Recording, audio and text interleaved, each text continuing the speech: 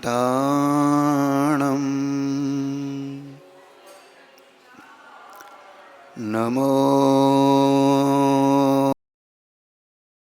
सिद्धाणं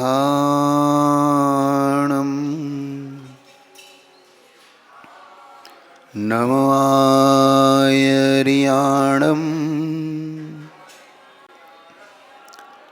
नमो वज्रायाणं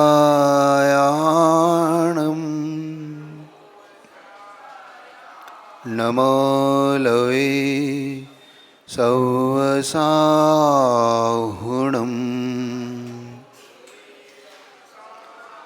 असो पंच नमो यारो सौवपावपणाशणो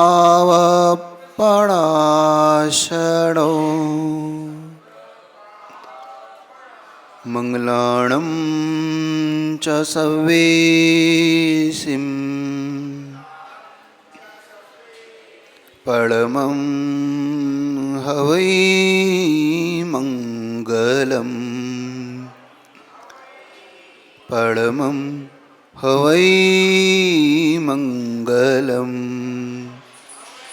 परमं हवै मंगलम् मोक्षमार्गस्य नेतारं भेत्तारं कर्मभूभृतां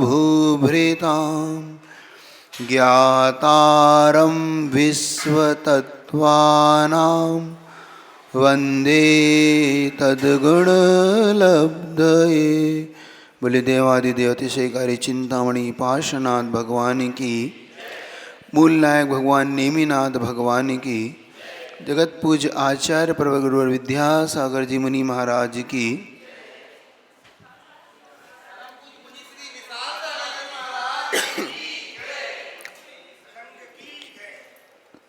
व्यक्ति का जीवन कुछ अलग अलग तरीके से जीवन जीता है,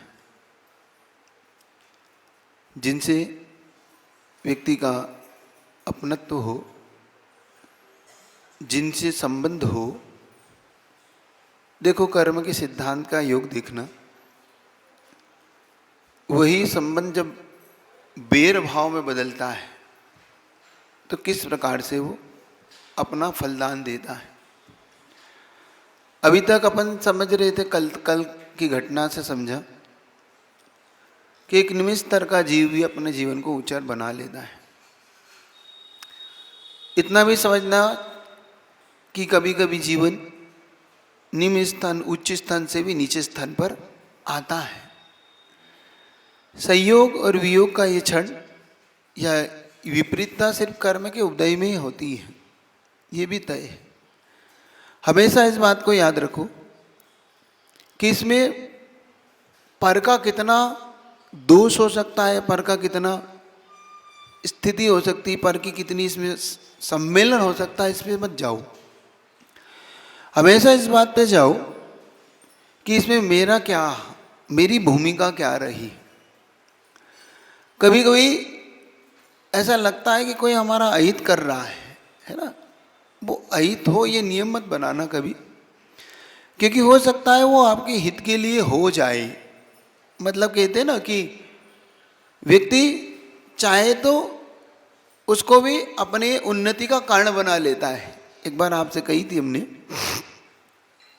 गुजरात के मुख्यमंत्री का उदाहरण दिया था मैंने, कि जब वो नरेंद्र जी मोदी वहाँ के मुख्यमंत्री थे तो लोग उन पे कुछ ना कुछ कमेंट्स, कुछ ना कुछ कहते थे। तो जरूरी नहीं कि उससे हमें हताशी हो जाए, हम निराशी हो जाएं। वो भी हमारी उन्नति का कारण बनता है। उनसे पूछा कि आप कि विरोधी पक्ष आप पे इतने आरोप प्रत्यारोप लगाते रहते, आप कभी जवाब नहीं देते। तो हर चीज़ का जवाब देना कोई ज़रूरी नहीं होता, देना भी जरा कोई क्या देना जवाब है। कहते हैं जिसको अपने पे विश्वास है उसको जवाब की आवश्यकता नहीं, और जिसको अपने पे विश्वास नहीं है उसे भी जवाब की आवश्यकता नहीं है।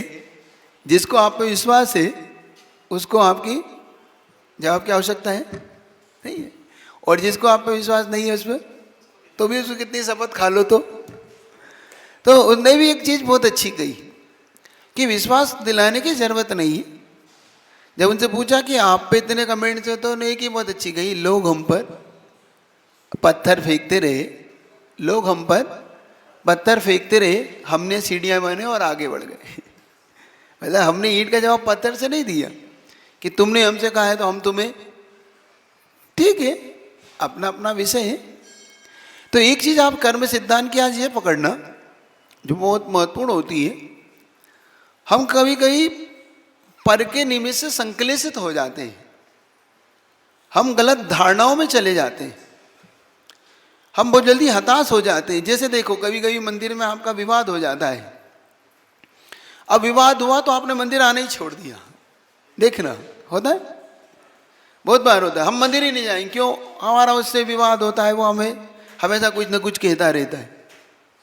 तो महाराज श्री, क्या दूसरों की दुआएं या बद्दुआओं का हमारे जीवन में असर नहीं होता है या होता है? वो सेकेंडरी है। अभी तो पहले जिस विषय को थोड़ा आप तक पहुंचा रहा हूँ, पहले उससे जुड़ो, तो क्योंकि फिर विषय थोड़ा सा बदल जाएगा, वो भी चर्चा कर लूँगा।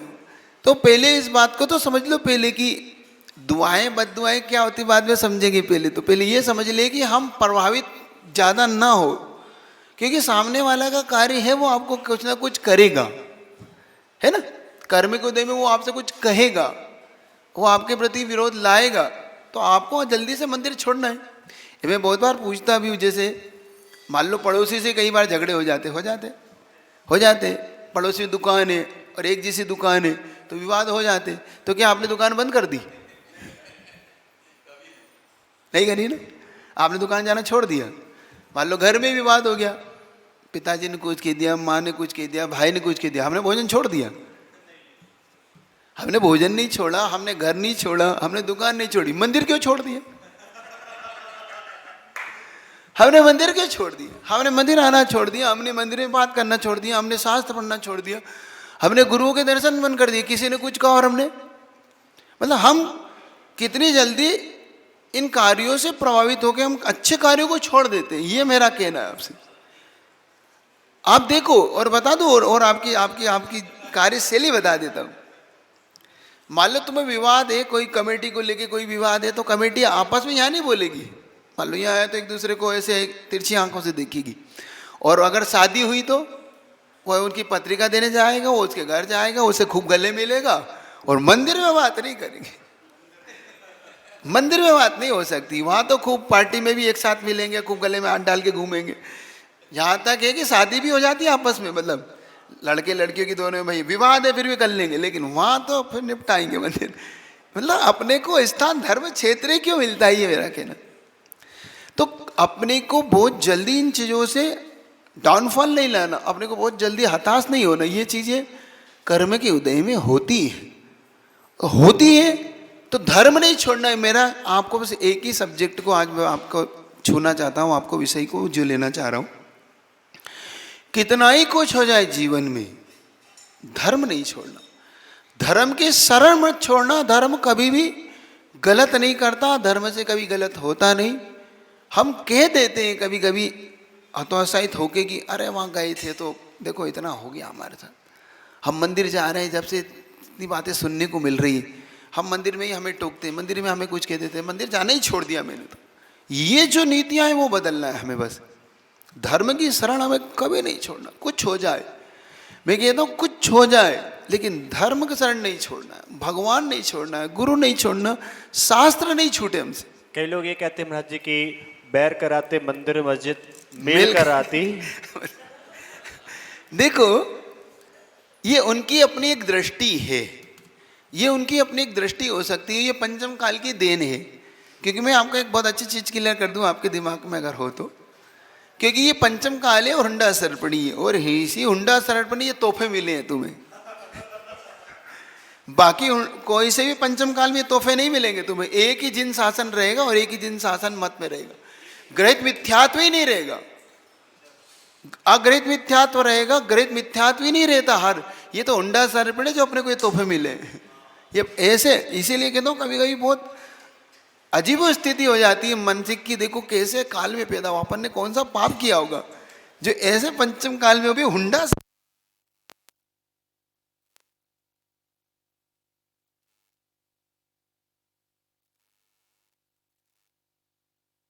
था कि जीवन में कभी कभी ऐसे जब दौर आ जाए, ऐसा कोई समय आए, तो जिन शासन में या धर्म की शरण हमें कभी नहीं छोड़ना है ना।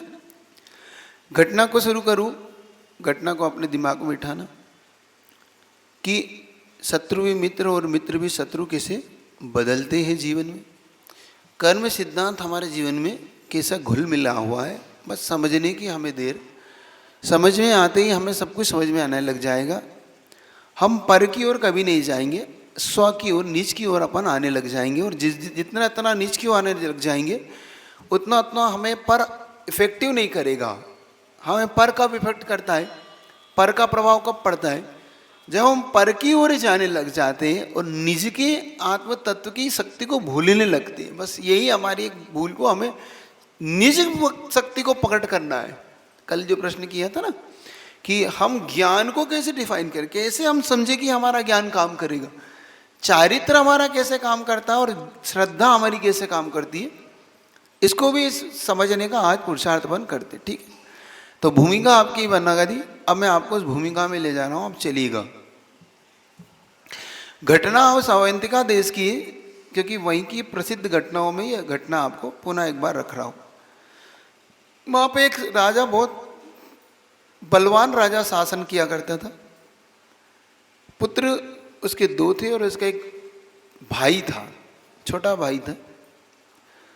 संयोग की बात थी कि राजा एक दिन वैराग्य को प्राप्त हुआ। उसने अपने बाल को देखे और सफ़ेद बालों को देख के उसे लगा कि इस संसार में कुछ नहीं है, क्योंकि ये मेरे लिए बुलावा है। ये बाल एक संकेत होता है, अब वो संकेत नहीं मिलते हैं, है ना। अब आपके सफ़ेद नहीं होते ये एक अचंबा है पंचम का। पहले क्या होता था कि कोई संकेत बाल, सफ़ेद बाल दिखा, डांट टूट गए, तो पहले लगने समझता कि अब अपनी आयु अब कम है और वैरागी को प्राप्त होता है। ये पंचम काल का कुछ अतिशय है कि ना अब दांत नहीं टूटते भी नहीं है, मतलब टूटने का आशय, अब 32 पूरे रहते मतलब, और बाल भी काले सफ़ेद नहीं होते, पूरे काले रहते। अब पता नहीं, आप हमारे तो हो गए, आपके क्यों सफ़ेद है पता नहीं, आपके काले क्यों है पता नहीं, मिलते नहीं। आज हम 70 साल के 80 साल के भी देखे तो एकदम झक्क काले हैं। हमने कहा भाई ये काले कैसे, अतिशय है अब जो कुछ है तुम्हारा। अब तुम्हें वैराग्य इसलिए नहीं होता क्योंकि तुम्हारे बाल सफ़ेद होते ही नहीं, तो तुम्हें वैराग्य आते ही नहीं। उन्हें वैराग्य आया सफ़ेद बाल को देख। और एक बात बता दो, ये क्या सिंबॉलिक है, ये वाइट होने का सिंबल क्या है, ये दांत गिरने का सिंबल क्या है, ये यमराज का सिंबल है। यमराज के आने से पहले वो अपने संकेत भेजता है, वाइट बाल के रूप में एक संकेत भेजता है, तब भी हम नहीं सुधरते। दांत गिरता है एक सिंबल, फिर भेजता है, एक संकेत भेजता है यमराज की, देखो मेरा बहाना कभी भी हो सकता है, फिर भी हम नहीं सुधरते। फिर एक आधी अटैक आता है, एक आधी नली चोक होती है, फिर भी नहीं सुधरते। फिर एक आधी घुटना दुखता है पैर का, फिर भी नहीं सुधरते। तो फिर अंत में यमराज ही आ जाता है कि अब तुम तो तैयारी नहीं कर रहे हो, सो मैं समझ रहे हो कि नहीं। अगर तुम्हें कोई एक संकेत मिलने लगे इसमें से, तो समझना कि अब बहुत जल्दी अपना विदाई की बेला, तो अपने को तैयारी आगे की करना। तो उस राजा ने तुरंत दीक्षा ली, अपने छोटे भाई को राज्य दिया। छोटा भाई इस राज्य के योग्य नहीं था वास्तव में, फिर भी चूंकि परंपरा से था, पिता का राज्य था, तो उन्होंने उनको सौंप दिया। जो उसके पुत्र थे दोनों, वो दोनों पुत्र बहुत स्वाभिमानी, यूं कहें छोटे छोटे थे, राज्य तो उनको मिलना था। जैसे पांडव दृष्टांत में हुआ था ना, तो राज्य तो पांडव का था, लेकिन चूंकि पांडव चले गए तो दृष्टांत को मिल गया था राज्य। किनके लिए? पांडव को सौंपने के लिए राज्य मिला था। ऐसे उसे राज्य मिला था कि जब ये दोनों बड़े हो जाएं, क्योंकि अभी 12, 15, 13 साल के, तो ये जब बड़े हो जाएं तो इनको आप राज्य दे देना। संयोग की बात थी कि जब संपत्ति आती है, राज्य आता है, तो अपने साथ बहुत सारी बुराइयां ले आता है। तो कहाँ उन दोनों में भारी प्रेम था और कहाँ उस राज्य के चक्कर में, अपने पुत्र को देने के चक्कर में कि राज्य में अपने पुत्र को दूंगा, इसलिए उसके मन में यह विकल्प उठने लगा कि इन दोनों को राज्य नहीं देना है, लेकिन कर क्या सकता है, चूंकि अभी छोटे हैं तो अभी तो कुछ कर नहीं सकते ये। और संयोग की बात थी कि उस राज्य में एक वैष्णव साधु आया, बहुत बलवान साधु, कहते हैं कि ओगड़ होते ना, ओगड़ इस टाइप के थे। और उस राज्य में उसने अपना एक जो कहते हैं त्रिशूल गाड़ दिया उसने। और उसने इस बात का चैलेंज किया, तंत्र विद्या का जानकार था वो, उसने इस बात का चैलेंज किया कि कोई माइके ला लो जो इस त्रिशूल को उखाड़ के दिखा दे तो मैं उसके सामने झुक जाऊंगा। नहीं उखाड़ पाया तो इस सारे राज्य को मेरे सामने झुकना है। अब बात राज्य पे आ गई और राजा पे आ गई। अब राजा ने भैया अपने सारे जितने सुभट होते थे, भट वो कहलाते जो पहलवान होते थे, उनको भेजा कि भाई उखाड़ के फेंको इसके त्रिशूल को, नहीं तो अपने राज्य की इज्जत खराब हुई। लेकिन सारे सुबह एक एक करके धराशायी होते चले गए, कोई उसको त्रिशूल को नहीं उखाड़ पाया। राजा ने कहा मैं जाऊंगा तो ऐसा ना हो इज्जत खराब हो जाए। राजा जाने को तैयार हुआ तो वो दोनों पुत्र कहते हैं कि चाचा आप क्यों जाते, ये तो हम लोग के लिए बाएं हाथ का खेल है, आप क्यों जाते हो, कि तुम छोटे हो। क्योंकि हम छोटे हैं, एक बार ट्राई तो कर लें दो, देखो इज्जत तो कोई खराब होगी नहीं, अगर तुम गए तो इज्जत खराब हो जाएगी, हम गए तो इज्जत खराब नहीं होगी, तो हम छोटे हैं, लेकिन तुम गए तो तुम राज्य पे आ जाएगी और आप राजा हो। नीति तो यही कहती है कि हमें जाने दो। तो उसने कहा बात तो ठीक है भाई, नहीं बनेगा तो फिर मैं देख लूंगा। तो उन्होंने कहा हमें ट्राई करने दो एक बार। और दोनों इतने बलवान थे कि कुछ नहीं किया, उसके बड़े भाई ने सिर्फ उसको ऐसे उखाड़ के और ऐसे उखाड़ के फेंक दिया उस त्रिशूल को। जब उसने त्रिशूल को उखाड़ के फेंका नहीं और वो दंडवत हुआ नहीं, वो जो बोगड़ था वो दंडवत हो गया कि मेरे त्रिशूल को आज तक संसार में कोई नहीं उखाड़ पाया, तुम ऐसे पहले व्यक्ति हो जिसने मेरे त्रिशूल को उखाड़ के फेंका है। तो उसने कहा तुम मुझे समझते क्या हो, ये जिन शासन है, जिन शासन में ऐसे कोई भी चीज नहीं चलने वाली, तुम हम जिन शासन के वक्त है, बस नमोकार मंत्र पढ़ के फेंक दिया। अब ये बात आई गई होगी, लेकिन ये बात उस चाचा को चुभ गई। चाचा के मन में ये बात बैठ गई, इतना गहरा डर बैठ गई कि जिन्होंने त्रिशूल को इस उम्र में उखाड़ के फेंक दिया, वो बड़े होके मेरे राज्य को उखाड़ के फेंक दे तो कोई बड़ी चर्चा नहीं है, ये मुझे उखाड़ दे तो कोई बात नहीं। और उसको राज्य तो देना था ही नहीं, मन में तो था कि भाई मेरे पुत्रों को मिले। देखो कैसा पक्षपात होता है कभी कभी, जिस चीज को पाना चाहते, देखो अपन उस चीज को पाने के बाद और उस चीज को पाने से पहले में कितने अंतर होते हैं, ये समझना आप। एक घटना में जरूर आप तक को पहुंचाता हूं जो मुझे बड़ी प्रिय लगती है कि हमारा मन बड़ा अजीबो गरीब है। जो हमारे पास होता है मुझसे नहीं चाहते, जो हम ये अजीब गरीब बन रहा है संसार की। देखना आप उपेक्षा करोगे जो आपके पास है, चाहे घर हो, चाहे मकान हो, चाहे दुकान हो, जो नहीं है उसे तो तुम चाहोगे कि इससे बड़ा बंगला हो, इससे बड़ी गाड़ी हो, इससे बड़ा मेरा व्यापार हो, जो है उसे नहीं चाहते। और जब वो हो जाता है तो ये याद आने लगता है, अरे ऐसे वही ठीक थे, वही ठीक थे, वैसे ही ठीक था, होता है। अब मैं एक उदाहरण देता हूँ, इससे समझ में आएगा। जब राम, सीता और लक्ष्मण जब वन में गए, जब ये वन में गए तो वैष्णव दर्शन के अनुसार रावण ने सीता को हरने के लिए एक स्वर्ण का हिरण बनाया, देखने। और जब वो स्वर्ण का हिरण बनाया तो सीता का मन उस पर दुलायित हो गया कि नहीं मुझे ये हिरण चाहिए। राम कहते हैं कि देखो क्या करोगे हिरण को, मैं तो हूँ, लक्ष्मण है, क्या करेंगे इन सीता। तो कहते नहीं मुझे तो चाहिए, मुझे तो चाहिए हिरण। राम ने बहुत समझाया, देखो क्या करोगे, सोने का है तो भी अपन क्या करेंगे, अपन कहाँ क्या करें। लेकिन मन तो मन होता है, वो अड़ गई। अब जब अड़ गई महिलाएं तो अब महिला की हट तो महिला हट, अब वो हट उसने पकड़ ली और उसने, अब राम को जाना पड़ा। राम गए, घटना पता है आपको, राम गए, सीता का हरण हो गया, रावण हरण के ले गया। जब वो लंका में ले गया तो पूरी सोने की लंका मिल गई। अब तो पहले तुम स्वर्ण का हिरण चाह रहे थे, राम थे तो सोना के हिरण चाहिए, और सोने की लंका मिल गई तो ये अजीबो गरीब है ये व्यक्ति। जब राम साथ में थे तो क्या चाहिए था, सोने का नहीं। अब तो सोने की लंका मिल गई, अब क्या चाहिए? मतलब जो है वो नहीं चाहिए उसे, जो नहीं है। ऐसे ही अब उसे जब तक भाई था तो राज्य नहीं चाहिए था, अब राज्य मिल गया सो अब ये नहीं पसंद आ रहे उसे, चाचा के बच्चे पसंद नहीं आ रहे। गजीब अजब तो ये हो गया कि जिन भतीजों को उसने खिलाया बड़ा किया वो अब पसंद नहीं आ रहे, सिर्फ राज्य के चक्कर में। और उसके मन में बस इतनी सी बात थी कि मैं अपने छोटे बेटे को राज, अपने बेटे को राज दूंगा, इनको राज नहीं दूंगा। देखो तीन ही चीजें झगड़े की, ये तीन चीजें झगड़े की जड़ है ये, इनसे ऊपर उठो सीखो। तो बस उसने एक अपने मंत्री को बुलाया और मंत्री से कहा कि ये दोनों किसी भी हालत में इनका मरण होना चाहिए। धिक्कार है इस जीवन को, अपना सगा भी तुम्हें आंखों की किरकिरी बन गया, तुमने उसे भी मृत्यु की गोद में सुलाने का निश्चय कर लिया सिर्फ राज्य के लिए। समझ रहे हो? संसार में संपत्ति जो कभी किसी की नहीं हुई, एक बात याद रखना, इसके चक्कर में तो अपने वालों को मत खोना।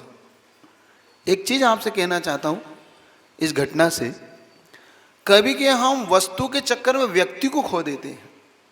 हम वस्तु के पाने के चक्कर में इतने इतने डूब जाते हैं हम कि हम अपना वाला खो देते हैं, व्यक्ति खो देते हैं वस्तु के चक्कर में। अपने दिमाग में ये रख लो कि व्यक्ति बड़ा है कि वस्तु बड़ी, पे लिए बता दो आप, व्यक्ति बड़ा है कि वस्तु।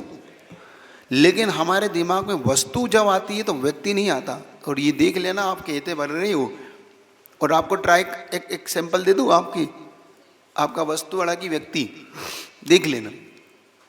अभी भी तुम गाड़ी खरीद के लाए, बिल्कुल नई लग्जरी गाड़ी है, शोरूम से निकाली है, और अभी अभी आपके बेटे ने कहा पापा चाबी दो ना 5 मिनट के लिए, तो आपने कहा ले जा, लेकिन सावधान से चलाना। उसने गया, 2 मिनट बाद फोन आया कि गाड़ी डिवाइडर से टकरा गई। बिल्कुल फ्रेश गाड़ी थी, अभी निकाली तो डिवाइडर से टकरा गई और आगे का बोनट वोनट सब टूट। इतने में फोन आया आपके मित्र का कि हे भैया तू गाड़ी लाया था, तुम्हारी वो गाड़ी तो टकरा गई। सही बताना, ईमानदारी से, ईमानदारी से बताना। तुम ये पूछते हो कि बेटा ठीक है कि ये पूछते हो कि गाड़ी ठीक है? सही बताओ, क्या पूछते हो? गाड़ी तो ठीक है, तुम ये नहीं पूछते कि बेटा ठीक है कि नहीं। वस्तु इतनी प्रिय हो जाती है हमारे लिए कि हम व्यक्ति को खो देते। देखो उस राज्य के चक्कर में वो अपने भतीजों को खोने को तैयार हो गया। तो एक शिक्षा जरूर ले लेना सबक इससे कि अपना वाला हमसे ना खो जाए। हमारा भाई, हमारा परिवार, हमारे पिता खो देता है व्यक्ति इस जायदाद के चक्कर में, धन के चक्कर में। पिता बच्चों पे केस कर रहे हैं, भाई भाई पे केस कर रहा है, आपस में एक एक इंच के लिए लड़ाइयाँ हो रही है, छोटी छोटी बातों के लिए जो आप में विवाद हो रहे हैं। कृपा करके मेरा कहना है, वस्तु वस्तु रह जाएगी, ये सब छूट जाएगा, ये चला जाएगा। किसी के साथ नहीं आता, ना साथ जाता है, लेकिन जाता है तो अपना पाप पुण्य अपने साथ जाता है। कर्म सिद्धांत को अगर तुम थोड़ा सा भी मानते हो और समझते हो तो अपने सिद्धांत पे छोड़ देना। ये चेन है ऐसा मान लेना कि ये उसके भाग्य का था, ले जा भाई, मुझे नहीं चाहिए, तेरी चीज तू रख ले, तू और रख ले, मेरा भाग्य में होगा तो इससे ज़्यादा मुझे मिलेगा, लेकिन तुझे और मेरे बीच में बेर ना हो, ये बेर साथ में ना चला जाए। ये बात थोड़ी सी दिमाग में आज नोट करना। घटना को आगे बढ़ाता हूँ कि उसने अपने मंत्री से कहा कि इन दोनों की हत्या ऐसी जगह करो जहाँ पे किसी को शंका ना हो, क्योंकि राज्य इनका है और अगर राज्य में ये बात फैल गई तो बड़ी आफत होगी, पूरी सेना है ना विरोध में चली जाएगी, इसलिए तुम इन्हें ले जाओ। मंत्री बड़ा विश्वस्त था अपने राजा का, जो पूर्व के राजा। उसने समझा है कि देखो ये शोभा नहीं देता, आप राज्य कर लो, इनके लिए अलग राज्य अपन ले लेंगे, कहीं और युद्ध करके जीत लेंगे, ऐसा मत करो। लेकिन जब मती मारी जाती है ना विनाश काले, बिल्कुल विपरीत बुद्धि होती है आदमी की। सब कुछ उसने नहीं कह दिया, बस मैंने कह दिया सो मानना है तुम। मंत्री ने कहा ठीक है जैसा आप कहें, लेकिन मंत्री के अंदर दिल नहीं माना। उसने दोनों को आधी रात में बुलाया। उसने कहा देखो मैं तुम्हारे अपने चाचा की आज्ञा तुम्हें सुना रहा हूँ, जो मुझे है अब तुम जो करना है सो आज रात मध्य रात्रि में करना है। मुझे आज्ञा है कि तुम दोनों को हत्या करनी है, तुम दोनों की, आज रात के अंतिम पहर में। अभी रात का दूसरा पहर है, 4 पहर होते हैं अपने, 6 से 9, 9 से 12, 12 से 3 और 3 से 6 से 3 से 3 से 6। पहला पहर होता है राक्षस पहर, दूसरा है रौद्र पहर, तीसरा गंधर्व और चौथा है मनोहर। ये 4 पहर होते हैं, याद रखना। 2 पहरों में कभी मत सोना, राक्षस और रौद्र पहर में कभी मत सोना, 6 से 3 से 6 वाले पहर में कभी मत सोना। सिर्फ 6 से 9 और 9 से 12 से 3, इन पहरों में 2 पहरों सोने के होते हैं, अपने याद रखना। पहर सोने के कौन से? 6 से 9 और 12 से 3, ये 2 पहर है व्यक्ति को सोने के लिए। गंधर्व में नहीं सोना सुबह 3 से 6 में, क्योंकि उस समय भगवान की दिव्य ध्वनि खिरती है। और शाम के 6 से 9 में कभी मत सोना, क्योंकि ये पैर रौद्र पैर कहलाता है, ये संकलेश वाला होता है, इसमें कभी भी नींद नहीं लेना। गुरुजी कहते थे कि बीमार भी हो तो इस पैर में नींद मत लो, शांति से बैठ जाओ, लेकिन इस पैर में सोना नहीं। बहुत लोग सो जाते हैं ना, बहुत लोग अब यूँ तो महाराज हम 3 से 6 में सबसे अच्छी नींद आती है, सबसे अच्छी नींद ही उसी में आती है जब 3 से 6 होता है ना। लेकिन इस पैर में जागना, चाहे तुम 4:30 पे जगो, 4 पे जगो, क्योंकि इस पैर में साधु, सब साधु जग जाते हैं। इस पहर मनोहर काल का उपयोग अपने जीवन में करना। एक चीज इससे और आपको इसके साथ शिक्षा देते चले जाओ कि 3 से 6 का पहर जो होता है, कभी भी आप पढ़ते हैं ना वो एक, जब तुम निराकुल हो, है शांत निराकुल हो, मानस में कहते हो, तब वो शिव में विषकंटक बोता है, शिव के, है ना, निष्कंटक में विषकंटक बोता है, वो यही पैर है वो तुम्हारा। जब तुम भोगों में रत रहते हो और वो योगों में रत होता है, वो योग में रत होने का पैर है, वो भोग में रत होने का पैर नहीं है वो योग। उस समय तो आप ध्यान करो, उस समय जाप करो, इनमें विशुद्धि बढ़ाओ, इस समय बहुत अच्छा पैर है। इसलिए कह रहा हूँ, ये पैर भोग का पैर नहीं है, योग का पैर है, इस पैर को याद रखना। सारे साधु जितना भी है, गुरुदेव हो, सारे साधु इस पैर के अंदर जिग के अपनी ध्यान सामयिक में उतर जाते हैं, अपना प्रतिक्रमण ध्यान सामयिक के रहे। तो इस पैर को याद रखना, ठीक है। 4 पैर याद रहेंगे, रौद्र पैर, राक्षस पैर, गंधर्व पैर और मनोहर काल। ये 3 पैर हो, 3-3 घंटे का एक पैर होता है, 8 पैर का एक दिन होता है, तब 24 घंटे का होता है ना, ऐसा। तो उसने कहा कि अभी दूसरा पैर चालू है, मतलब रौद्र राक्षस पैर अभी चालू है। ये 9 बजे 12 से पहले पहले अब तुम्हें यहाँ से निकलना है, और तुम्हें इस विश्वास रखना है कि अगर तुम अंतिम पहर में मुझे मिले तो तुम्हारी मृत्यु निश्चित है, मैं कुछ नहीं कर पाऊंगा। कि तुम्हारे पास 6 घंटे, 6 घंटे में इस राज्य से तुम जितनी दूर जा सको चले जाना। और ये 2 घोड़े तुम्हारे नीचे मैंने व्यवस्था कर रखी, ये हवा की गति से चलते हैं, मतलब तुम इस राज्य से बहुत दूर चले जाओगे 6 घंटे के अंदर। ये हवा की गति से बात करते हैं, ये घोड़े तुम्हें दे रहा हूँ। अब तुम बताओ तुम्हारा फैसला क्या है। पहले तो उन्होंने सोचा कि इस चाचा को उखाड़ के फेंक देते हैं, हम इतने बलशाली हैं, ये चाचा लगता क्या है। लेकिन उसने नीति समझाई कि नहीं, इस समय ये राज्य में है, ये राजा इसके हाथ में, सैनिक इसके हाथ में, तुम ये गलती मत करना।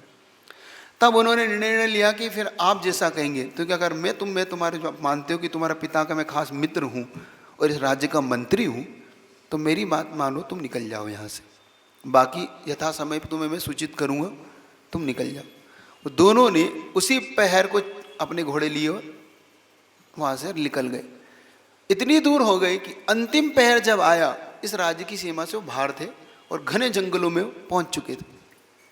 इधर राजा को खबर कर दी गई कि उन दोनों का हमने कर दिया है, और उनको दोनों को हम करते। राजा बड़ा खुश हुआ और बेफिक्र हो गया कि इन दोनों की मृत्यु हो चुकी। ये देखो इनका भाग्य कैसे बदलता है। धीरे धीरे दोनों उस भरे जंगल में घूमते घूमते एक बिछुड़ गए, एक अलग दिशा में चला गया, क्योंकि घोड़े पे बैठे तो एक दोनों की दिशा बदल गई। दिशा बदलते दशा भी बदल जाती है लोगों की, क्योंकि कौन सी चीज कौन सी दिशा में ले जाती है अपन, हमारा भाग्य हमें किस दिशा में ले जा रहा है, हमारा कर्म का योग हमें क्या कराना चाहता है, देख लेना। इधर राज्य छूटा या सब कुछ छूटा, लेकिन इधर एक भाई के मन में बड़ा उथल पुथल था कि चाचा को तो नहीं छोड़ना है, चाचा ने हमारे साथ अच्छा नहीं किया। और एक भाई के मन में ना जाने क्यों एक शांत परिणाम था कि जाने दो, मुझे कुछ नहीं चाहिए, इस राज्य को भी धिक्कार है। अब देखो, वही कारण वैराग्य का भी हो सकता है और वही कारण बेर का हो सकता है। मैंने आपसे कहा था ना कि हमें कारण को पकड़ते हुए हमारे अंदर का जो परिणाम है बस वो पकड़ना है अपने को। जीवन में बहुत से ऐसे कारण उत्पन्न होते रहते हैं, हम चाहे तो उनसे वैराग्य धारण कर ले और उन कारणों से हम बेर धारण कर ले, ये तो हम पे डिपेंड करता है, हमारे अंदर के परिणामों पर डिपेंड करता है। कभी भी ऐसे कारण उत्पन्न हो ना तो अपने अंदर वैराग्य लाया करो, ना कि बेर लाया करो। ये सोचा करो कि धिक्कार है इस संपत्ति में, जब ये मेरी भी नहीं हुई, इसके लिए मेरा भी अपना वाला अपना नहीं हुआ, तो ये किसी की भी नहीं होगी, उसकी भी नहीं होगी। ये तो चेन है, ये तो चेन है। आज ये मुझसे छुड़ा रहा है, कल इससे कोई छुड़ा लेगा, ये तो चेन है। उसके मन में वैराग्य आया, इसके मन में द्वेष आया, लेकिन चूंकि दोनों बिछड़ चुके थे, दोनों भाई अलग अलग, दिशा बदलती दशा बदलने लगी। संयोग की बात था कि बड़ा भाई एक दिगंबर मुनि के शरण में पहुंच गया। दिगंबर मुनि की शरण में पहुंचते ही उसने ना जाने कि उस मुनि महाराज के चेहरे को, उनके तेज को देख के इसके मन में जो भाव वैराग्य का था वो बलवता हो गया, बलवान हो गया। उसने पूछा, हे गुरुवर, मेरा ये किस कारण से हुआ, मेरे राज्य किस कारण से छूटा, मेरे चाचा मेरे बेरी क्यों बने? उन्होंने बताया कि देखो, पूर्व भव में तुम्हारे कुछ ऐसे कारण थे, इन कारणों से तुम्हें अपना राज्य छोड़ना पड़ा, लेकिन इस समय तुम अपने कल्याण का मार्ग चुनो। तो क्या उन्होंने पूछा कि मेरे कल्याण का मार्ग फिर आप ही दे, तो उन्होंने संबोधन दिया कि अब इस राज्य के लिए तुम किसी से बेर नहीं करो, अब तुम आत्म कल्याण के मार्ग में बढ़ो। तो कहा बस, अगर आत्म कल्याण का मार्ग है तो फिर आपकी शरण ही है, आप ही मुझे अपना जैसा ही बना ले। और वो तुरंत उनके शिष्य बन के मुनि दिगंबर मुद्रा में पहुंच गए। संयोग की बात थी, एक ही जीव, एक ही उसमें पला हुआ, एक ही माँ से पुत्र उत्पन्न हुए, कैसे बदल जाते हैं परिणाम। जरूरी नहीं कि सबके परिणाम एक से हो। वो जब दूसरा भाई पहुंचा, वो एक ऐसी जगह पहुंच गया जहां पर एक तपस्वी तपस्या कर रहा था, जटाजूट महान तपस्या को लिए बैठा हुआ था शिष्य मंडली के साथ। चूंकि बहुत प्यास भूख लगी हुई थी, तो उस आश्रम में प्रवेश करते उसने कहा, मुझे कुछ मिलेगा?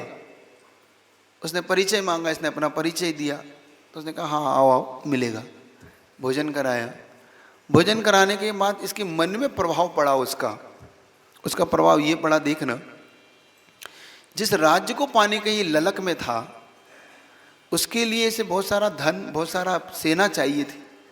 और जैसे उसने उस तपस्वी को देखा, तो तपस्वी के पास एक ऐसा रसायन था जिस रसायन से स्वर्ण बन सकता था, सोने की मुद्राएं बन सकती थी।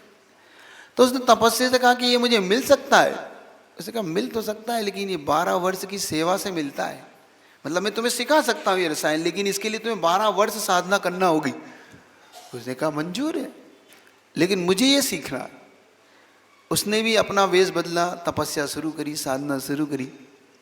कहते हैं जिस संसार को छोड़ के आया था, उसी संसार को पाने के लिए पुनः लग गया। होता है कभी कभी जीवन में, जिसको वो धिक्कार के आया था, जिससे बच के आया था, जिससे अपने जीवन को ऊपर उठा के आया था, उसी के पाने में अपन लग जाते हैं। होता है कि नहीं? आपके जीवन में ऐसा होता है, जिस चीज़ को आप पाने के लिए लग जाते हो, जिस चीज़ को आप धिक्कार के आते हो, आते हो कि नहीं? क्यों उसमें उलझ जाते हो आप? क्यों फंस जाते हो?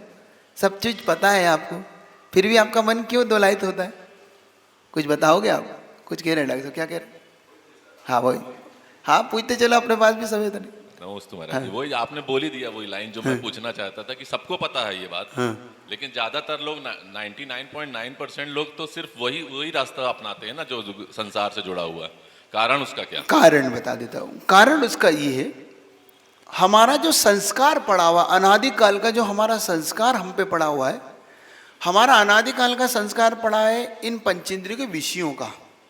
हम इसी में ही रहे हैं, और जब हमारे पास संस्कार पड़ जाता है तो वो जल्दी से मिटता नहीं। देखा होगा कभी आपने, कभी पानी की एक लाइन बन जाती है, वो पानी जब भी डालो उसी दिशा में जाता है, क्योंकि उस पानी का वो संस्कार बन चुका है कि उसी दिशा में बहने का।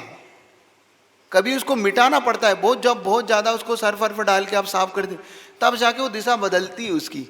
ऐसा ही अपने ऊपर इनका संस्कार इतना डल चुका है इन पंचेंद्रिय के विषयों का कि हमसे वो जल्दी से छूटते नहीं है वो संस्कार। क्योंकि है, हाँ, पत्थर में जैसे अपन लोग वो डाल देते ना, जैसे निशान बना देते हैं या गाली नाली जैसी बना देते, ऐसा ही इतना कठोर संस्कार हमारे जीवन में बन चुका है इन सब पंचेंद्रिय के विषयों का कि हमने वो इतना अपना लिया है, इतना अपना लिया है कि हमसे छूटता नहीं है। वो हमें बार बार उसी ओर लाता है। गुरुदेव ने एक दोहा लिखा, हम साधुओं के लिए भी लिखा तो आपके ऊपर तो कितना लागू होता। पूर्ण त्याग के बाद भी अल्प रहा संस्कार, झालर बंदना बंद हो, बजना बंद हो, फिर भी रहा झनकार। पूर्ण त्याग के बाद भी अल्प रहा संस्कार, झालर बजना बंद हो, फिर भी रही झनकार। रहती है ना, घंटा बजाने के बाद एक आवाज सी आती है ना, ऐसे ही जिन्होंने त्याग कर दिया कभी कभी वो भी संस्कार में उदय में आ जाता है। तो जिन्होंने त्याग नहीं किया उनका तो, आपने तो त्याग किया ही नहीं है, आप तो उसमें रचे पचे हो, गले गले तक डूबे हो, आपका कैसे छूटेगा।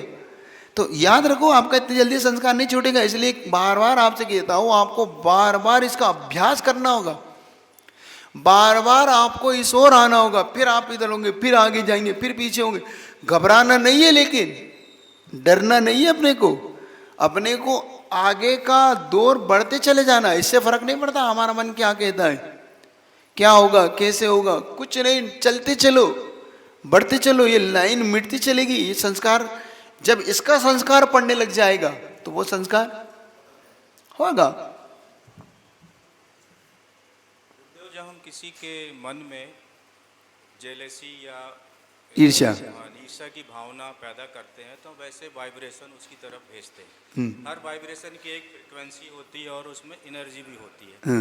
और ऐसे ही अपन जब शांति धारा करते हैं तो भी अपन पॉजिटिव वाइब्रेशन भेजते हैं। वही अभी इनका उत्तर यही दे। हाँ, ये ऐसा कैसे होता है कि हम वो वाइब्रेशन सिर्फ उस व्यक्ति को ही पहुंचते हैं, वो ही क्यों रिसीव करता है? वो रिसीव इसलिए करता है। देखो बेटो, हमारा एक जब उसके प्रति जुड़ाव होता है, लगाव होता है ना, क्योंकि हम बिना लगाव जुड़ाव के कोई कार्य नहीं करते। हमारी उसके प्रति संवेदनाएं कब व्यक्त होती है? जब उससे हमारा जुड़ाव होता है। कुछ भी हो, चाहे जैसे हमारा अपने गुरुदेव से जुड़ाव है, तो हमारी गुरुदेव के प्रति वाइब्रेशन कब होगी? आज अपन सब गुरुदेव के लिए इतने सारे जाप करते हैं, उनके स्वास्थ्य के लिए करते, चिंतित होते, तो हमारी वाइब्रेशन उनको कब टच होती? क्योंकि हमारा उनसे जुड़ाव है। ऐसा ही जब आप जिनसे जुड़ाव रखते हैं, इसको बोलते हैं बिन तार का तार। कभी कभी आपको हिचकी आती है, आज कोई याद कर रहा है। कभी कभी आपके मन में ऐसा भाव आता है कि आज वो आने वाला है, और वो आ जाता है। कभी कभी आपके मन में ऐसा लगता है कि आज बहुत दिन से वो दिखा नहीं, आपको अचानक वो उसका कॉल आ जाता है, वो दिखने लग जाए। तो ये क्या है? ये आपका लगाव है, जुड़ाव है, संप्रेषण उससे। हमारे एक समुद्घात होता है, कभी इसको पढ़ना, समुद्घात को आप पढ़ लोगे समझ में आएगा। समुद्घात जब हमारे आत्म प्रदेश, हमारे आत्मा अपने शरीर से निकलते हैं, 3 गुना निकलते हैं, अलग अलग आरक शरीर रूप में निकलते, तो वो उसको टच करते, उस व्यक्ति को, वस्तु को, वेदना समुद्घात के अंदर, कसाय समुद्घात के अंदर, केवली समुद्घात के अंदर, तब हमें समझ में आता है कि हमारी वर्गणाएं वहां तक कैसे पहुंचती है। तो जो आप कह रहे हो कि हमारी शांति धारा या हमारी जो भावना है उस व्यक्ति तक ऐसे ही रिसीव करता है, वो भी रिसीव कैसे करता है? उसको संकेत मिलते हैं। जैसे मैंने कहा, जैसे उसके हिचकी आई, उसके मन में भाव आया, आज कोई ना कोई भक्ति है। कभी कभी आपको ऐसा लगता है कि आज कोई बुरा होने वाला है, देख रहे, आपको संकेत मिलता है, आप इग्नोर कर दिया, अलग बात है। अरे यार, सुबह से हुआ तो था, मैंने ध्यान नहीं दिया, देखो वो हो गया, शाम तक होते होते मिलता है। बहुत बार ये संकेत मिलते हैं। फिर कह रहा हूँ मैं, बहुत बार आपके मन अचानक प्रसन्न होता है, बेटे बेटे प्रसन्नता होती है अचानक, आपको लगता है आज समझ में नहीं आ रहा है मन क्यों प्रसन्न है, मन क्यों, और दोपहर शाम तक वो ऐसी घटना आपके आ जाती है सामने की, ओहो, ये लगता है ये घटना थी। तो ये चीज़ें प्राइवेट आपको करती है, आपका कर्म आपको, आप तक आपके कर्म आपको संप्रेषण देता है। इसको पुण्य पाप कह लो, ये आदमी की भावनाएं कह लो, आदमी का संप्रेषण कह लो, रेकी कह लो, हीलिंग कह लो, जो तुम अपनी भाषा में कह सकते हो सब कह लो, होता है। ये परिणाम अपने टकराते हैं, इन परिणामों को पकड़ना है। तो जो वाइब्रेशन है चाहे पॉजिटिव हो चाहे निगेटिव वो तो ऑल द टाइम एटमॉस्फेयर लेकिन ये काम करेगी पुण्य पाप के ऊपर, नहीं मैं ये आप ध्यान रखना। तो हम कब जैसे इस क्षण हम क्यों रिसीव हो रहा है, क्या वैसा कर्म का स्विच उस समय ऑन हुआ? नहीं आप, मैंने कहा ना पुण्य पाप, ये पुण्य पाप के स्विच है ये। इसमें आपका पुण्य होगा तो ही आप मेरी सद्भावनाओं को आप ग्रहण करोगे। तीव्र पाप के उदय में आप मेरी सद्भावनाओं को भी ग्रहण नहीं करोगे। आपके पाप कर्म आपको क्योंकि आपका पाप कर्म चाहता है आपको दुख देना, तो मेरी सद्भावना आपको नहीं देने देगा वो। लेकिन थोड़ा सा भी आपका क्षयोपशम होगा, थोड़ा सा भी पाप का उपशम होगा, तुरंत आप मेरी उसको ग्रहण कर लोगे और तुरंत आपका पॉजिटिव थिंकिंग में जाने लगोगे और आप तुरंत जल्दी से उसको कवर कर जाओगे। चाहे बीमारी से कवर करो, चाहे आप किसी और नेगेटिविटी से कवर करो, दुख से कवर करो, तो होता है ये, बहुत फर्क पड़ता है इसका, बहुत मायने रखती है ये चीज़ें अपने जीवन में। थोड़ा सा आप इसी कहानी से आपको उसको पूरा कर देता हूँ, सुनिए। तो जब उसने ये विचार, अच्छी घटना है, घटना से जुड़ लेना बहुत अच्छा। अब जैसे ही उसे 12 साल उसने खूब साधना की, 12 साल की साधना करने के बाद उसने अपने शिष्यों से कहा, क्योंकि वो उसके गुरु उसको अपना गुरु बना गए थे, और जैसे उन्होंने अपना गुरु बनाया तो ये गुरु बन गया, गुरु के पद पे आ गया। 12 साल में इसने उस रसायन को भी सीख लिया, इसके पास रसायन भी आ गया, रसायन बना भी सीख ली। संयोग से इसने अपने शिष्यों को से कहा कि मेरा एक भाई है जो मेरे जैसा दिखता है करीब करीब, तुम मेरे भाई को ढूंढो, मैं अपने भाई की खोज करना चाहता। अब इसको समझ में आया कि अपना भाई है। जब अपने भाई को खोजने के लिए अपने शिष्यों को इसने जगह जगह दौड़ाया, तो हर शिष्य कह रहा भाई हमें तो नहीं मिले, हमें नहीं मिले। फिर इसने फिर से कहा कि तुम इस दिशा में देखो, इस दिशा में, अलग अलग दिशाओं में, चारों दिशाओं में जब भेजा तो एक दिशा में एक पर्वत के ऊपर बैठे हुए वो दिगंबर मुद्रा में दिखे। जब दिगंबर मुद्रा में दिखे तो उनको शिष्यों को बड़ा आश्चर्य हुआ कि ये लगते तो नहीं इनके भाई हैं, फिर भी हो सकते हैं इनके भाई हों, चेहरा तो करीब करीब मिल रहा है, लेकिन कैसे हो रहे हैं बिल्कुल ना इनके पास कपड़े हैं, ना घर है, ना कोई लोग बाग दिख रहे हैं, ये तो बिल्कुल ही गरीब है। तो उन्होंने अपने उस गुरु को जाके खबर दी कि आपके भाई की बहुत बुरी दशा है, वो तो बहुत बुरी हालत में है। क्या हुआ? पहनने को कपड़े नहीं उनके पास था, लगता खाने पीने को कुछ नहीं मिलता, बहुत रूखे सूखे से हो गए, एकदम दुबले से। अच्छा मेरे भाई की ये हालत हो रही है। उन्होंने कहा एक काम करो, ये रसायन ले जाओ सोने का और मेरे भाई को दे देना, उससे कहना चिंता मत करो, इससे तुम स्वर्ण बना लो और जितना स्वर्ण बना सको बना लेना। रसायन ले गए, उनके सामने जाके रखा और उन्होंने प्रार्थना की कि आपके भाई ने भेजी है तो आप अपनी गरीबी दूर करो। और अब वो क्या जाने की दिगंबर मुद्रा में है, उसने कहा आप तो इस रसायन का उपयोग करो। ना जाने क्या उनके मन में आया और उन्हें पैर से उसको लुढ़का दिया उस रसायन को, वो पूरा मिट्टी में मिल गया। तो उन्होंने कहा भाई ये अभी तक तो के भाई भूखे थे, गरीब थे, अब लगता है भाई अब ये तो भाई लगता है विक्षिप्त से हो गए हैं। इतनी बड़ी चीज सोने का रसायन ढोल दिया। तुम होते तो क्या करते? तुम्हारे बीच में तुम्हारे मन में क्या चल रहा है? तो वीतरागता कि सोने का रसायन? देखो तुम्हारा मन तो कह रहा है कि काश ये रसायन मेरे पास हो। वीतरागता की ओर नहीं जा रहा तुम्हारा मन, तुम्हारा मन जा रहा है कि ये पागल है, मुझे देते हो रसायन, मैं उपयोग करता। अब उसने जाके शिष्य ने कहा कि गुरुदेव माफ करना, बुरा मत मानना, आपके भाई विक्षिप्त से हो गए हैं, इन्होंने रसायन को ढोल दिया, आपने बहुत समझाया, बहुत किया, लगता है भूखे पेट रह के इनका दिमाग खराब सा हो गया। उनका काम करो मैं ही चलता हूँ। वो गए, साथ में गए, उस रसायन को रखा कि हे भाई तुम्हारी ये दशा ठीक नहीं, कम से कम तुम ये सब छोड़ो और अब इस रसायन से स्वर्ण बनाओ। देखो मैं तुम्हारे लिए स्वर्ण रसायन लाया हूँ, देखो मेरी 12 साल की साधना का ये प्रतिफल आज उत्पन्न हुआ है, तुम इसे स्वीकार करो। उसने कहा छोड़ो ये सब मुझे नहीं चाहिए, स्वीकार कर लो भाई, देखो मेरे साथ रहो। ना जाने क्या उनके मन में है, फिर उन्होंने उसको भी लात लगा के उस रसायन को भी ढोल दिया। अब इनको बड़ा अब बता दो, नाम तो खोल ही देता हूँ, नाम तो आपको पता ही। ये भर्तृहरि की घटना है। एक भर्तृहरि और एक सुखचंद्र महाराज हुए।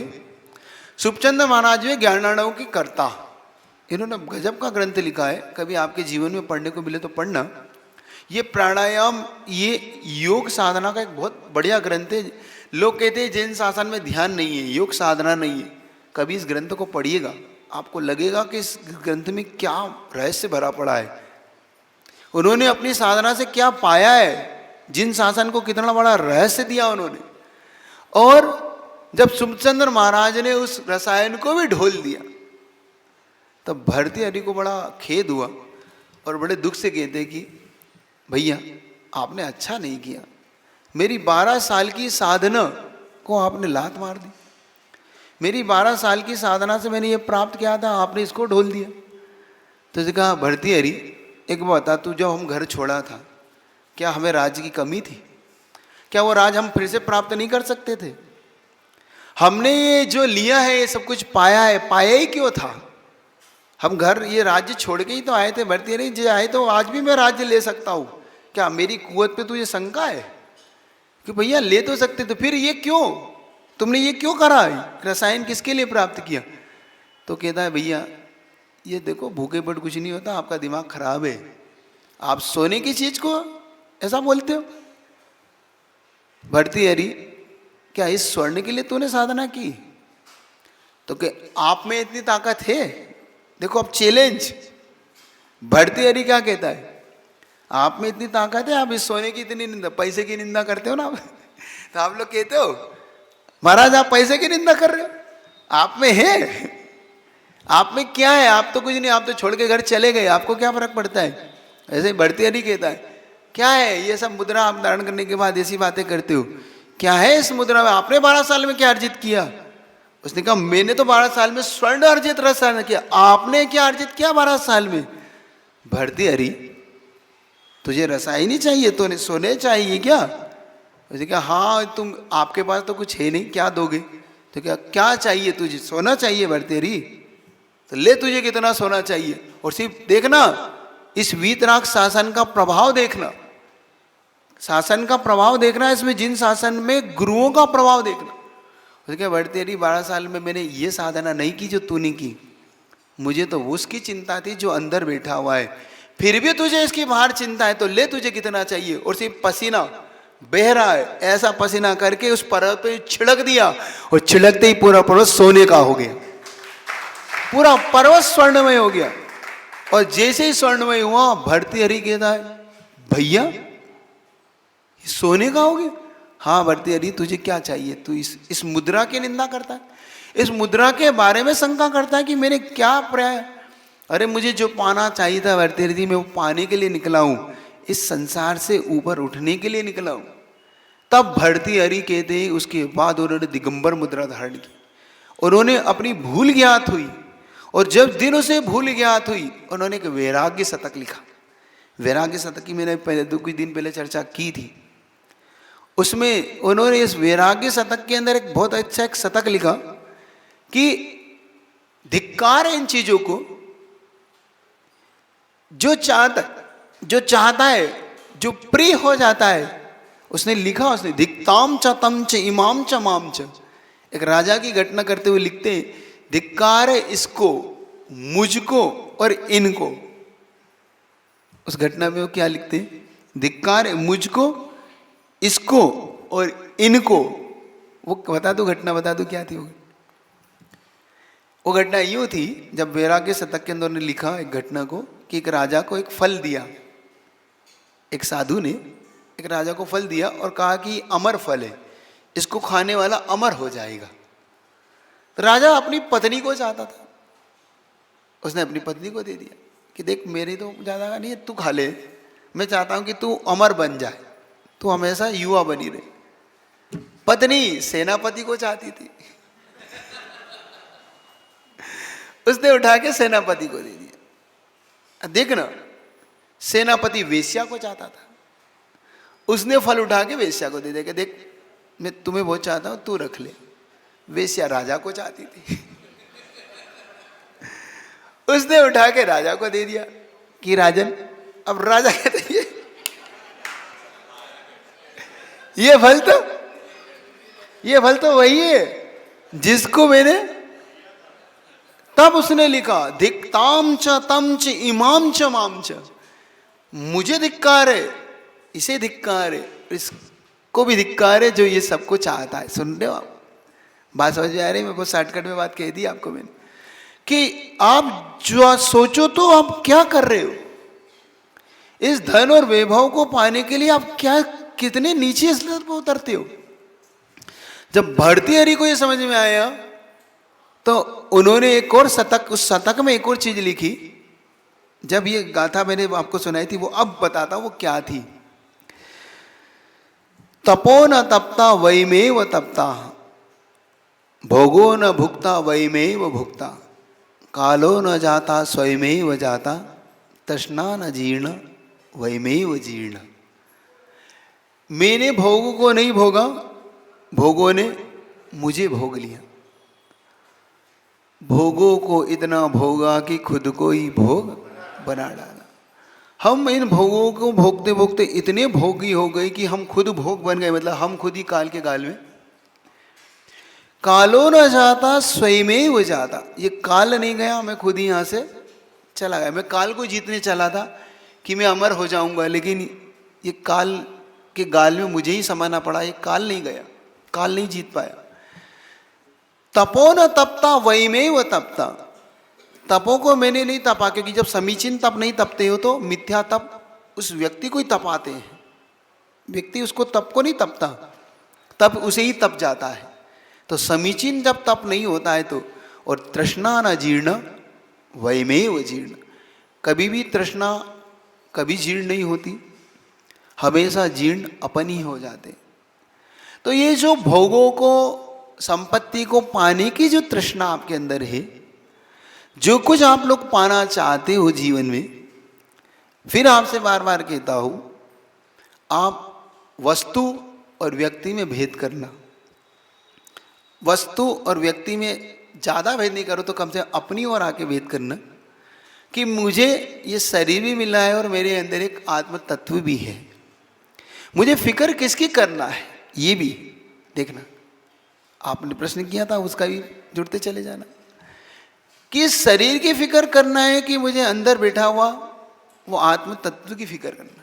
पहली बात, जब तुम उस आत्म तत्व की फिक्र करने लग जाओगे तो बाहर का जितना भी ये दिखता है, जितना भी वैभव, जितना भी ये कुछ दिखता है, ये थोड़ा थोड़ा आप अपने आप ही इससे ऊपर उठने का भावना, इससे ऊपर उठने की युक्ति ढूंढने लगोगे।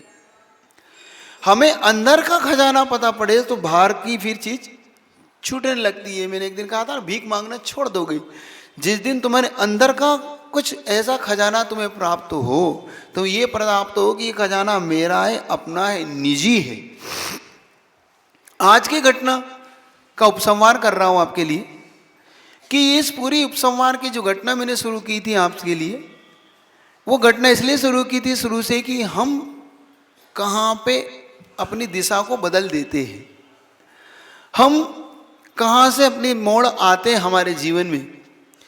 जैसे भर्तृहरि और सुखचंद महाराज के जीवन में मोड़ आया जब उसके चाचा ने उनके प्रति द्वेष का भाव रखा। तो मैंने आपसे कहा था कि जब भी जीवन में कुछ ऐसी घटना आए तो दो चीज होती है, या तो हम द्वेष बांध लें या हम उससे वैराग्य ले लें। अधिकतम लोग वेर की ओर चले जाते, द्वेष की ओर चले जाते, जन्मों जन्मों का बेर बांध लेते। तो इस घटना से आप एक शिक्षा जरूर लेना जीवन में, कभी बेर नहीं बांधना। क्या नहीं बांधना? बेर नहीं बांधना। ये संसार में ये सब चीजें आनी जानी है, होता रहता है, कभी बेर नहीं बांधना। दूसरी चीज, हो सके तो वैराग्य ले लेना। वो आना संभव है कि नहीं? आएगा, आएगा, पक्का आएगा। चल, कम से कम आएगा। आपने इतना भी कहला तो मैं समझूंगा कि मेरा पढ़ाना कुछ कुछ सार्थक हो रहा है।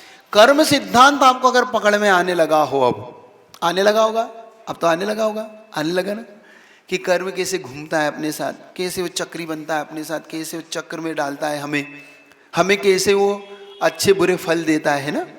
तो हमने कर्म की शक्तियों को भी आज समझने लगे, अब अनुभाग शक्ति भी समझने लगे, अब कर्म की स्थिति को भी हम पकड़ने लगे, कर्म की प्रकृति भी हमें पकड़ में आने लगी, कर्म के प्रदेश भी हम धीरे धीरे समझ में आने लगे कि कर्म की जब तक अपने प्रदेशों का फलदान देके नहीं निकलेंगे तब तक हम उनसे नहीं बच पाएंगे। तो कुल मिला के हमें एक चीज़ आज समझ में आने लगी, जो अपन पढ़ते हैं एक पाठ, स्वयं क्रियम जो कर्म शुभाशु फल निश्चित ही वे देते, आप किए दे फल अन्य तो स्वयं किए निष्फल होते, है ना। जो जो हमने कर रखा है वो फल हमें निश्चित देंगे। अगर हमारे किए हुए फल अगर दूसरे को देने लग जाएं तो फिर हमारा किया हुआ निष्फल हो जाएगा। तो इतनी सी शिक्षा आज आपको इस घटना से लेना है, भरती हरि और सुखचंद महाराज की। ये घटना कहीं मिल जाए तो जीवन में इस घटना को फिर से पढ़ना। अब पढ़ने के बाद तुम्हें आनंद दुगना होगा। अब पढ़ने के बाद जो तुम्हें आनंद महसूस होगा वो अलग होगा। कभी भी इन चीज़ों को नहीं लेना, अपने जीवन में इस चीज़ को जगह जरूर देना। दोगे कि नहीं दोगे? दोगे ना। तो अब कर्म सिद्धांत को अपने जीवन में, कल भी कहा था आज भी कह रहा हूँ, जगह जरूर देना। प्रथमान योग को जगह जरूर देना। अंत में आपको छोड़ते हुए एक बात और कह दूँ, अपने जीवन में पंच परवेष्टि को जगह पहले देना। प्रथमान योग में भी दो, चाहे आप करणान योग में दो, चाहे आप सिद्धांत में दो, आपको पंच परवेष्टि को जगह जरूर देना है। इसलिए देना है कि हमारे जीवन में अरन सिद्ध चले, चाहे नोम चले, चाहे नमोकार मन चले। कहा था नियम लिया आप लोगों ने, 14 का कुछ नियम लिया? लोग कह रहे थे लिया, हमारा कुछ लोगों ने लिया 14 का कोई नियम लिया, तय कर लिया सबने, अपना अपना नियम तय कर लिया कि नहीं किया? कर लिया। नहीं क्या हो तो करना है, एक नियम तो आपको लेना ही है, इतना तो आपको करना ही है कि हम सब 14 के 14 की घटना ले लिया, सबने ले लिया। किसी भी रूप में ले लो, छोटा मोटा नियम ले लो, किसी रूप में ले लो। रात्रि नहीं करेंगे, बाजार का नहीं खाएंगे, माला फेरेंगे, एक्स्ट्रा माला देंगे, जो देते हैं उससे एक्स्ट्रा, है ना। प्रतिक्रमण करेंगे, और कुछ ले लो, हम लेन पे लिपस्टिक नहीं लगाएंगे। एक आधि नियम तुम ले लो, पुरुष वर्ग ले लो, एक आधि 14 के एक आधि गिराक की मुनाफा हम मंदिर में डालेंगे। कुछ तो कर लो, कर सकते हो, है ना, पक्का ना। कोई छोटा मोटा नियम जरूर ले लो। चलिए एक छोटा सा भजन कर ले, छोटा भजन कर ले, चलिएगा। प्रतिक्रमण करना करते हो सोई, नहीं करते हो तो करना, जो करते हो उनके लिए अलग लिया। जो नियम जिसके पास है वो नहीं रिपीट नहीं करना, जो नहीं है उसको। चलिए आगे चले, कर ले, चलिएगा। वही कर लेते जो आपको अच्छा लगता है। जो हो सो हो, जो है हमको क्या, हम जन्म सुनिश्चित मरण सुनिश्चित, जन्म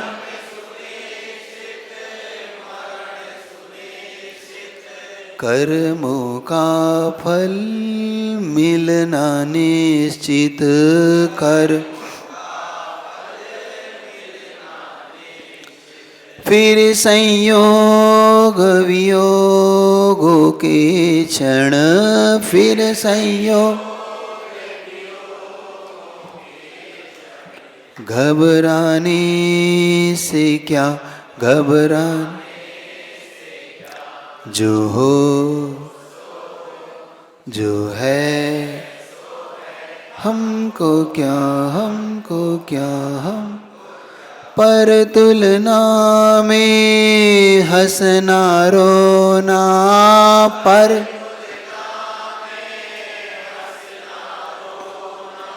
सुखी दुखी यूं पल पल होना,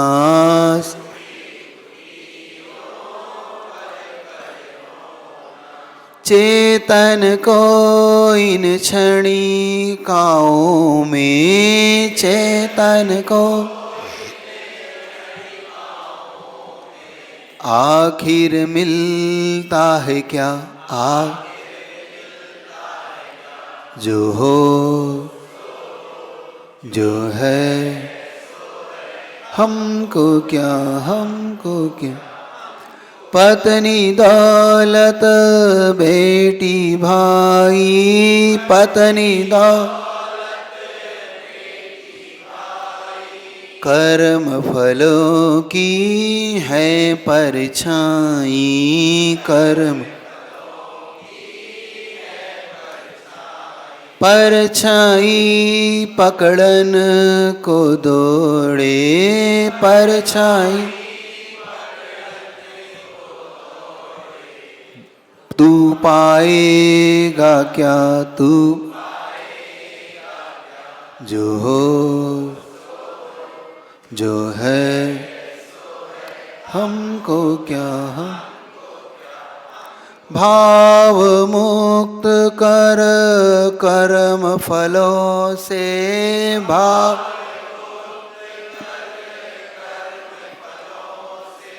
बन साक्षी लख ज्ञान बलों से, बन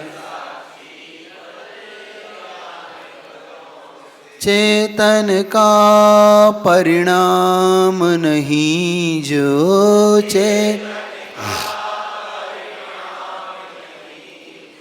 उन भावों से क्या, उन भाव